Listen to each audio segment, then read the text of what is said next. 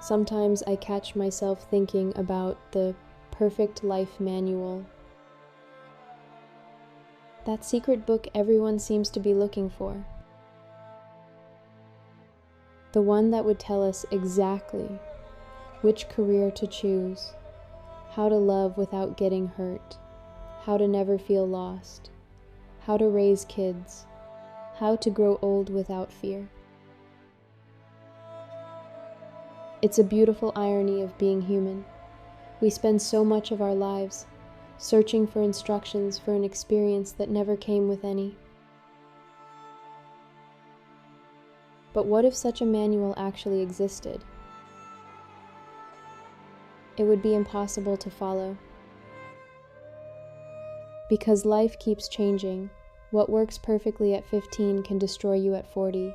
What saved you in one season can suffocate you in the next. Life is not a stable operating system. It's organic, chaotic, contradictory, always becoming.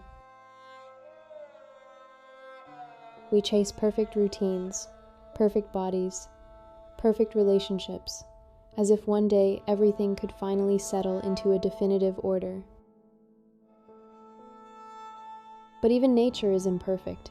The sea is restless, storms exist, flowers bloom and then wither, cracks appear. And still, it's all incredibly beautiful. The real problem is that we were taught to see imperfection as failure, when, in truth, imperfection is what makes something deeply human. A loud, uncontrolled laugh is imperfect. A sincere conversation full of vulnerability is imperfect. Real love is imperfect. The most beautiful memories are usually the messy ones, the unexpected nights, the plans that went wrong, the mistakes that became great stories.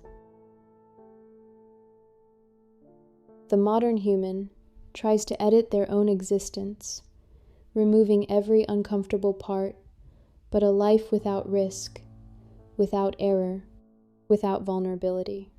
It would also be a life without depth. And I wouldn't trade my depth for anything. There's freedom in realizing that no one really knows exactly what they're doing all the time.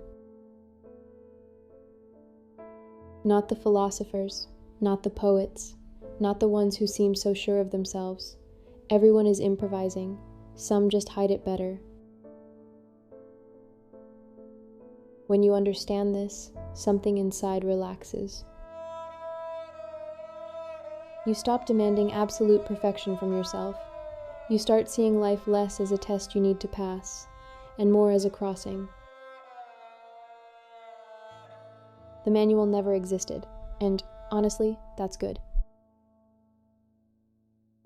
Because if there was one perfect way to live, we would lose the most precious things: discovery, surprise, transformation, the unexpected versions of ourselves. Life feels much more like an improvised conversation with the universe than a perfectly written script. And there's a raw, messy, human beauty in that. Because living things don't obey perfect control. They escape, they change shape, they create unexpected paths. The great modern suffering is trying to turn life into something totally predictable.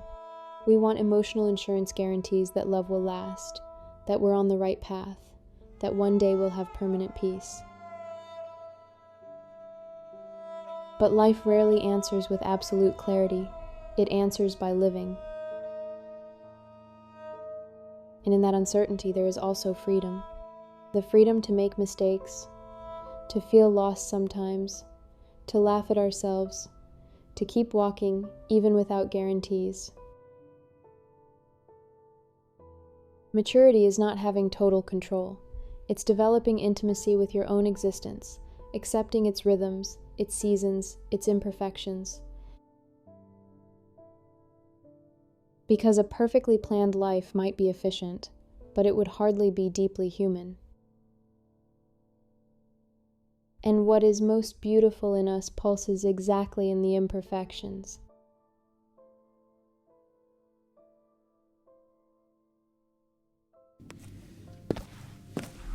Axis Soul.